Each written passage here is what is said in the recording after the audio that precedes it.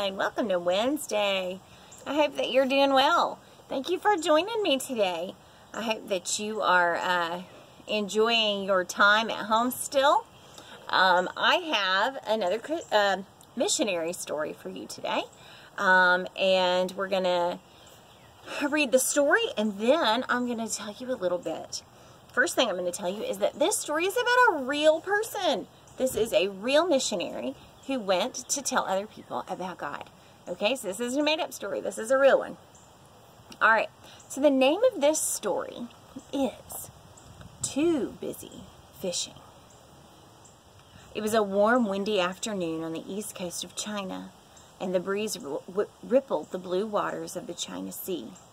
There were many boats. There were tiny letter boats, which darted swiftly along, paddled by two men. There were sampan houseboats, where families lived and worked underneath in small cabins. There were little fishing boats full of all kinds of people with their little ducks who helped catch the fish. Down a little farther on the coastline was a large fishing boat. There were a half-dozen men working with their net. Biggest of all was a hong boat. This was a Chinese passenger boat. As a brawny man stood and moved the ship down the Chinese river, the passengers sat comfortably under a shelter in the awning, drinking tea and chatting with one another. At first glance, all of the passengers appeared to be Chinese men. But if you looked closer, you would notice there were two white men. Hudson Taylor, one of the two missionaries, was talking with a Chinese gentleman. "You say you have heard the story of Jesus, and you think it sounds like good teaching," said Hudson Taylor. "But it is not enough to just think of Jesus in your mind. You need Jesus in your heart too, my friend." The tears stood in the man's eyes. "I must have more time to think of these things," he said. "I am not ready to decide. I will listen to you preach when we arrive in the city." "I can see the city up ahead, John Jones," the other missionary said. Several of the passengers stood to look. The city was very large, and the crowds of people could be seen from the shore. "I'm going down into the cabin to get our things together," Hudson told John. "We will soon have to preach for many people." Just as Hudson Taylor was beginning to open his boxes and pack his things, he heard a tremendous splash and a scream. Dashing out of the cabin, he sprang back onto the main deck. "What has happened?" he yelled. "That man! He fell overboard!" the other missionary cried. "The man you were just witnessing to. I don't think he can swim, and most of these other people can't either." The others on the boat stood helplessly looking into the water. Would no one save this drowning man? "Stop the boat!" exclaimed Hudson.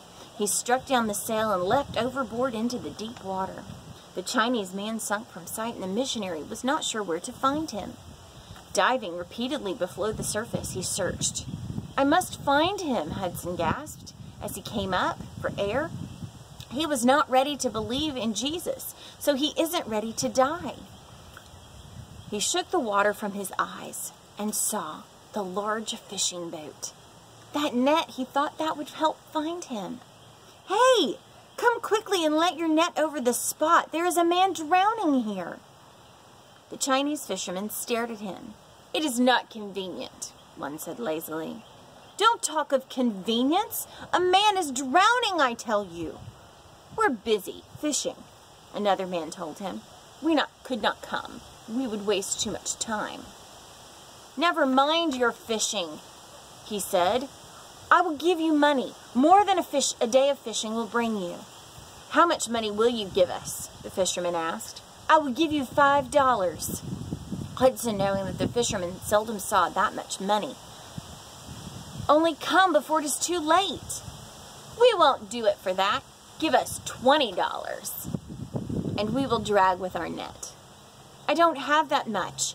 I only have about $14.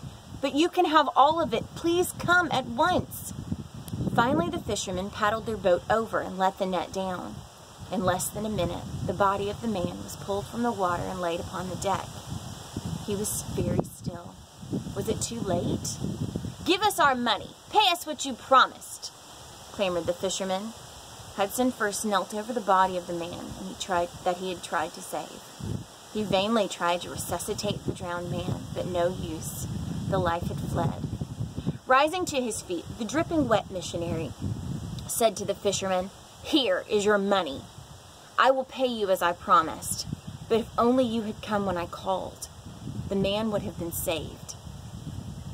After changing into dry clothes, the missionary lay thinking about what had happened. Those fishermen were guilty of that man's death, he thought, all because they were too busy fishing. They would not leave their fishing to even save a life. In the stillness, a thought came to Hudson Taylor. Those Chinese fishermen were cruel and heartless. But how many Christians are any better? How many Christians have time to tell others about Jesus?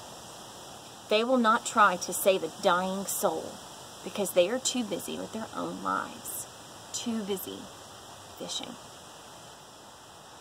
Hudson bowed his head. "Lord, help me. Help me to bring the gospel to as many people as I can. Since you have called me to this country, I pray you will speak to other Christians everywhere that they will obey and bring the gospel to all." Now, the man that this story is about is a real person, like I said. His name is Hudson Taylor. He was born in England in 1832. That's a long time ago. His parents promised him to God when he was born, like a lot of your parents have done when they have a dedication at church. When he grew up, at the age of 21, which is not very old. To us, some people, it might seem old if you're really small, but to a grown-up, that's not very old. And then, at 21, he went to China, and he spent 50 years working in China and telling people about God. He has been called the father of modern missions. And I think it's pretty cool that this man spent most of his life telling people about Jesus. Now, sometimes we can use our words to tell people about Jesus and how God loves them, and sometimes we can use the way we behave and the decisions that we make and how we treat others and how we show God's love. Because, say you make a really good decision and you choose to be the eyes and hands of God, and you do something very kind, and what happens? They see that good choice that you've made, and they decide, I wonder why they did that. And then you could say, it's because God loves me, and He lives in my heart, and I want to tell you about that. Right? So sometimes we use our actions and our words to tell people about Jesus. And I hope that you are having a good day. I hope that you can be the eyes and hands of Jesus today and show someone that God loves them. Doesn't necessarily have to be somebody who doesn't go to church. It can just be anybody that you come in contact with. I hope that you're doing great, and I hope that you will continue to enjoy your summer. I'll see you again on Sunday. Y'all take care. Bye-bye.